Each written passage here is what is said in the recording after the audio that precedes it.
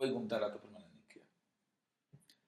Hello and welcome to the session on time, speed and distance. Today we'll talk about races and especially linear races.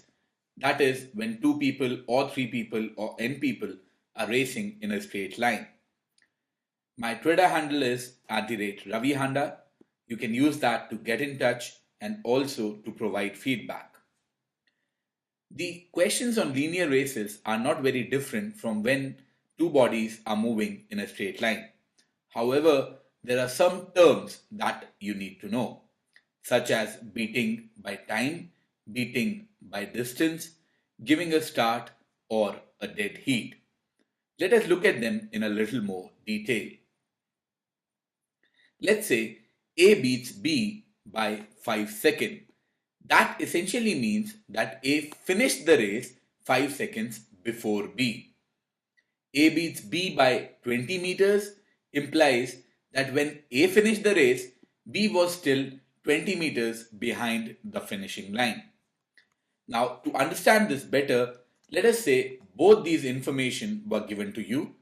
That is, A beats B by 5 seconds and A beats B by 20 meters. Now, can you calculate the speed of A from it? No, you can't. Can you calculate the length of the race from it or the total race? No, you can't. But can you calculate the speed of B from the given information? Yes, you can. See, A has beaten B by 20 meters. That means B was 20 meters behind the finish line when A finished the race. It also given to me is that A beats B by 5 seconds. That means A finished the race 5 seconds before B.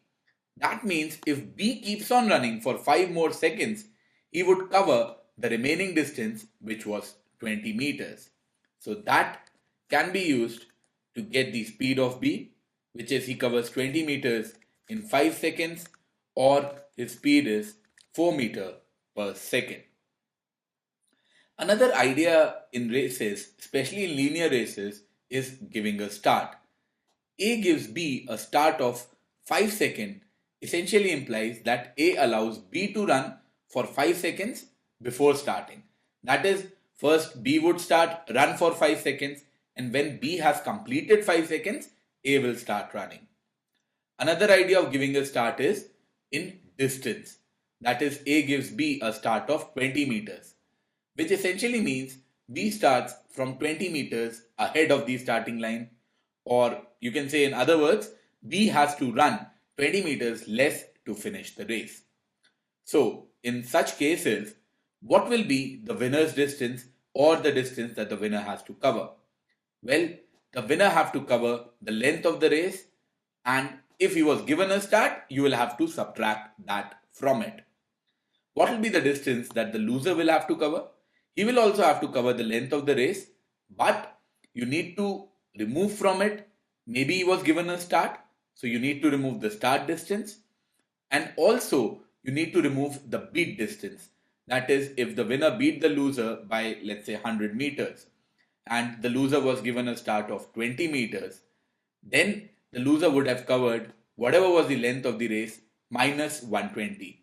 He did not have to cover the first 20 meters that were started. He also did not need to cover the 100 meters that he got beaten by.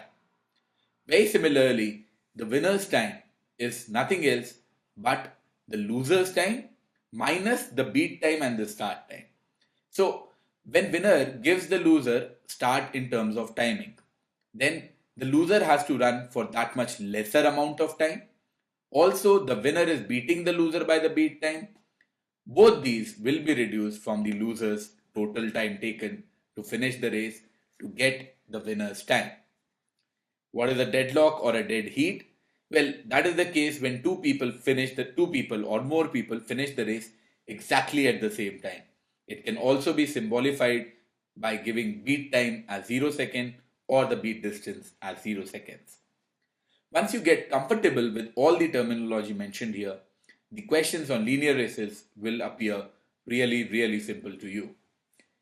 Please provide feedback via Twitter at my Twitter handle at the rate @ravihanda, or you can email me on my mail ID, which is ravihanda@gmail.com. Thank you.